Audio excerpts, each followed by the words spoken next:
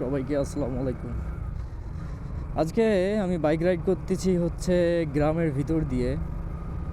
আপনারা হয়তো জানেন না যে আমি আমার গ্রামের বাসায় চলে আসছি।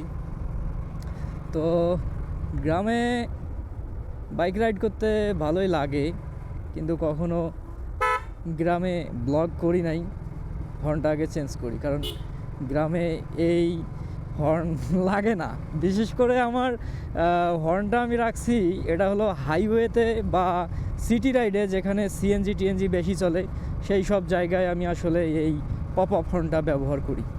তো গ্রামে আসলে ওই হর্নটার দরকার নাই।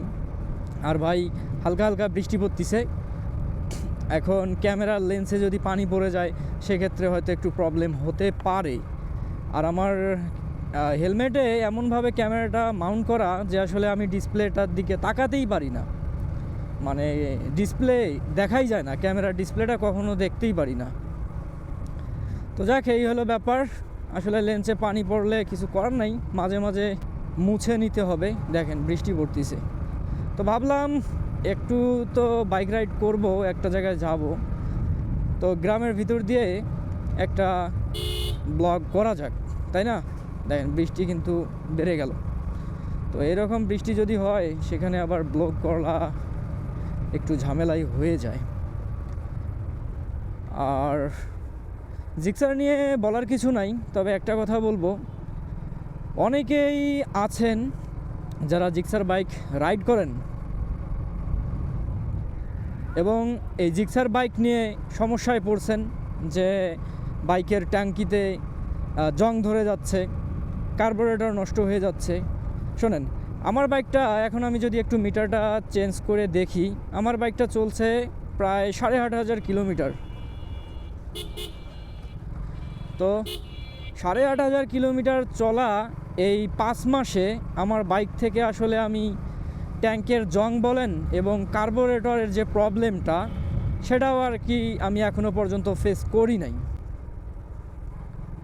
অনেকেই বলে যে বাইকের নাকি কার্বোরেটরে একটু প্রবলেম করে জিক্সারের, আর সব থেকে বড় সমস্যা হলো ট্যাঙ্কে নাকি জং ধরে। শোনেন, আরেকটা কথা বলি, যে সবাই বলে যে 2024-এ যে সকল বাইক বাজারে আসছে সেই সকল বাইক নাকি ভালো না। আমি একটা কথা বলি এখানে, আমি যে বাইকটা কিনছি 2024 সালের 27 এবং 28 ডিসেম্বরে এই বাইকটা কেনা হয়েছে। তো আমারটাও তো 24-এর বাইক, তাই না? 5 মাস হয়ে গেল, এখনও পর্যন্ত আল্লাহর রহমতে ট্যাঙ্কিতে কোনো জং ধরে নাই। তো এই হলো ব্যাপার। জং না ধরার পিছনে আমি 3-4টা পয়েন্ট বলবো। যদি আপনারা এই পয়েন্টগুলো মানেন, তাহলে আপনারা জিক্সার বাইক ক্রয় করতে পারেন বা জিক্সার বাইকটা কিনতে পারেন। প্রথম যে ব্যাপারটা, যদি আপনারা জিক্সার বাইক কিনতে চান, অবশ্যই আপনাকে সবসময় ট্যাঙ্কটা ফুল রাখতে হবে। যদি ফুল রাখতে না পারেন, সেক্ষেত্রে একটা কাজ করতে পারেন, যে যখন অর্ধেক তেল থাকবে তখনও কিন্তু ট্যাঙ্কটা সবসময় ভেজা থাকে, মানে ট্যাঙ্কের যে মুখটা আছে না, সেই মুখটা কিন্তু ভেজা থাকে। ন্যূনতম চেষ্টা করবেন যে জিক্সার বাইক টাঙ্কিতে যদি জং ধরাতে না চান, সেক্ষেত্রে কমপক্ষে হইলেও অর্ধেক তেল রাখবেন, তাহলে আপনাদের এই জিক্সার বাইকের ট্যাঙ্কে কখনো জং ধরবে না। আর একটা কথা বলি, যখন বৃষ্টি হয় আপনার এই ট্যাঙ্ক প্যাড দিয়ে ফুয়েল ট্যাঙ্কের ভিতরে, যদিও ফুয়েল ট্যাঙ্কের ভিতরে কখনো পানি ঢোকে না, যখন বৃষ্টি হবে বা বাইক ওয়াশ করবেন, তখন বাইকটা ধুয়ে সাথে সাথে এই ট্যাঙ্কের ক্যাপটা খুলে পরিষ্কার করতে যাবেন না। ওই পানিটা ড্রেন দিয়ে পড়ার একটা সুযোগ দেবেন। বাইক ধুবেন এবং বৃষ্টিতে যদি চলাফেরা করেন, সেক্ষেত্রে বাইকটা 10 মিনিট পর এই ট্যাঙ্কের ক্যাপটা খুলে আপনি একটা টিস্যু দিয়ে যদি মুছতে পারেন পানিটা, সেক্ষেত্রে সব থেকে ভালো হবে। তাহলে আপনার বাইকে কখনো জং পড়বে না। আরেকটা জিনিস যেটা বলবো, যে আপনারা যখন তেল নেওয়ার সময় বেশিক্ষণ আর কি ট্যাঙ্কটা ফাঁকা রাখবেন না, মানে ট্যাঙ্কের মুখটা খোলা রাখবেন না। তেল নেওয়া শেষ, জাস্ট লাগাই দিবেন। কেননা যখন আপনার ওই ট্যাঙ্কের মুখটা খোলা রাখেন দীর্ঘক্ষণ, তখন একটা বাতাস ঢোকে, অক্সিজেন ঢোকে, তখন কিন্তু জং ধরার সম্ভাবনাটা সব থেকে বেশি থাকে। এখন বলি, এই 3টা জিনিস যদি আপনারা ফলো করতে পারেন, আমি কথা দিলাম আপনার জিক্সার বাইকে, আরে মারে এত একটা স্পিড ব্রেকার, আপনার জিক্সার বাইকের ট্যাঙ্কে কখনো জং পড়বে না। আর যখন ট্যাঙ্কে জং পড়বে না, তখন আপনার বাইকের কার্বোরেটর নষ্ট হবে না।